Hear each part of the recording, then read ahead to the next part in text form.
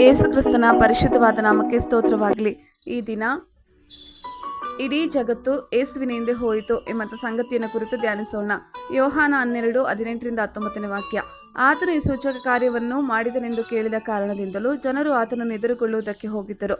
ಹೀಗಿರಲಾಗಿ ಫರಿಸಾಯರು, ನಿಮ್ಮ ಯತ್ನವೇನು ಸಾಗಲಿಲ್ಲ ನೋಡಿರಿ, ಲೋಕವೆಲ್ಲ ಆತನ ಹಿಂದೆ ಹೋಯಿತಲ್ಲ ಎಂದು ಒಬ್ಬರಿಗೊಬ್ಬರು ಮಾತಾಡಿಕೊಂಡರು. ಆಮೆನ್. ಚಾರ್ಲ್ಸ್ ಲಿಂಡ್ಬರ್ಗ್ ಅವರ ಮೊದಲ ವಿಮಾನ ಹಾರಾಟವು 33 ಗಂಟೆ 30 ನಿಮಿಷಗಳನ್ನು ತೆಗೆದುಕೊಂಡಿತು.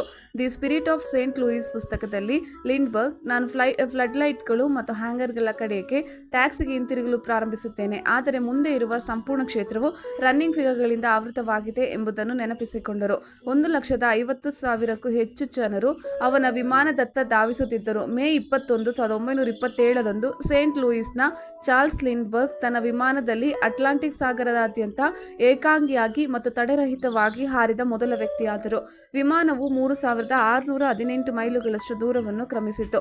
ಲಿಂಡ್ಬರ್ಗ್, ವಾನ್ ಸ್ಟ್ಯಾಮರ್ ಮತ್ತು ಏರ್ಮೆಲ್ ಪೈಲಟ್ ಅಟ್ಲಾಂಟಿಕ್ ಸಾಗರದಾದ್ಯಂತ ಏಕಾಂಗಿಯಾಗಿ ಹಾರಿದ ಮೊದಲ ವ್ಯಕ್ತಿಯಾಗಿ ಅವರ ವಿಶ್ವಾದ್ಯಂತ ಅವರು ಖ್ಯಾತಿಯನ್ನು ಗಳಿಸಿದರು.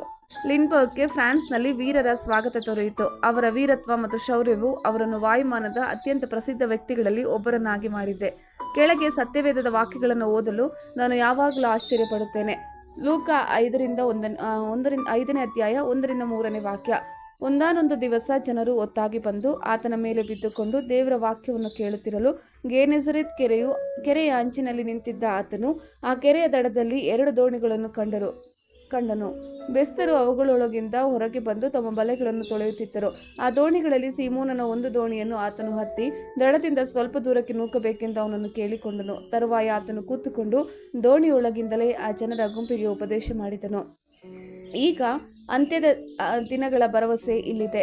ದೇವರು ಹೇಳುತ್ತಾನೆ, ಕಡೆಯ ದಿವಸಗಳಲ್ಲಿ ನಾನು ಎಲ್ಲ ಮನುಷ್ಯರ ಮೇಲೆ ನನ್ನ ಆತ್ಮವನ್ನು ಸುರಿಸುವೆನು. ನಿಮ್ಮಲ್ಲಿರುವ ಗಂಡಸರು ಹೆಂಗಸರು ಪ್ರವಾದಿಸುವರು, ನಿಮ್ಮ ಯೌವನಸ್ಥರಿಗೆ ದಿವ್ಯ ದರ್ಶನಗಳಾಗುವವು, ನಿಮ್ಮ ಹಿರಿಯರಿಗೆ ಕನಸುಗಳು ಬೀಳುವವು. ತಂದೆಯು ತನ್ನ ಮಗನನ್ನು ಲೋಕರಕ್ಷಕನಾಗಿ ಕಳಿಸಿಕೊಟ್ಟಿರುವುದನ್ನು ನಾವು ನೋಡಿದ್ದೇವೆ, ಅದರ ವಿಷಯದಲ್ಲಿ ಸಾಕ್ಷಿ ಹೇಳುತ್ತೇವೆ. ಆಮೆನ್. ಈಗ ದೇವರ ಭವಿಷ್ಯದ ಮನೆ. ಯೆಶಾಯ 2:1-3 ವಾಕ್ಯ. ಯೆಹೂದದ ಮತ್ತು ಯೆರೂಸಲೇಮಿನ ವಿಷಯವಾಗಿ ಆಮೋಚನ ಮಗನಾದ ಯೆಶಾಯನಿಗೆ ಕಂಡು ಬಂದ ದೈವೋಕ್ತಿ. ಅಂತ್ಯಕಾಲದಲ್ಲಿ ಯೆಹೋವನ ಮಂದಿರದ ಬೆಟ್ಟವು ಗುಡ್ಡ ಬೆಟ್ಟಗಳಿಗಿಂತ ಉನ್ನತವಾಗಿ ಬೆಳೆದು ನೆಲೆಗೊಳ್ಳುವುದು. ಆಗ ಸಕಲ ದೇಶಗಳವರು ಅದರ ಕಡೆಗೆ ಪ್ರವಾಹಗಳಂತೆ ಬರುವರು. ಹೊರಟು ಬಂದು ಬಹು ಜನಾಂಗದವರು, ಬನ್ನಿರಿ, ಯೆಹೋವನ ಪರ್ವತಕ್ಕೆ, ಯಾಕೋಬ್ಯರ ದೇವರ ಮಂದಿರಕ್ಕೆ ಹೋಗೋಣ.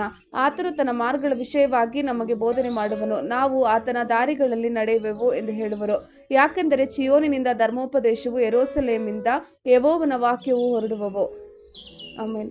ಸಂಪೂರ್ಣ ಸಮಾರ್ಯ ಉಜ್ಜೀವನಗೊಂಡಿತು. ಅಪೊಸ್ತಲ ಕೃತ್ಯಗಳ 8ನೇ ಅಧ್ಯಾಯ 5-8 ವಾಕ್ಯ. ಫಿಲಿಪ್ಪನು ಸಮಾರ್ಯವೆಂಬ ಪಟ್ಟಣಕ್ಕೆ ಹೋಗಿ ಕ್ರಿಸ್ತನನ್ನು ಅಲ್ಲಿರುವವರಿಗೆ ಪ್ರಕಟಿಸಿದನು.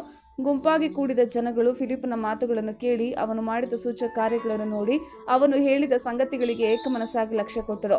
ಯಾಕಂದರೆ ಅನೇಕರೊಳಗಿಂದ ದೆವ್ವಗಳು ಮಹಾಶಬ್ದದಿಂದ ಕೂಗಿ ಹೊರಗೆ ಬಂದವು ಮತ್ತು ಅನೇಕ ಪಾರ್ಶ್ವವಾಯು ರೋಗಿಗಳು, ಕುಂಟರು ಸ್ವಸ್ಥರಾದರು. ಆ ಪಟ್ಟಣದಲ್ಲಿ ಬಹು ಸಂತೋಷವಾಯಿತು. ಆಮೆನ್. ಕರ್ತನ ಕೃಪೆ ನಿಮ್ಮೆಲ್ಲರೊಂದಿಗಿರಲಿ.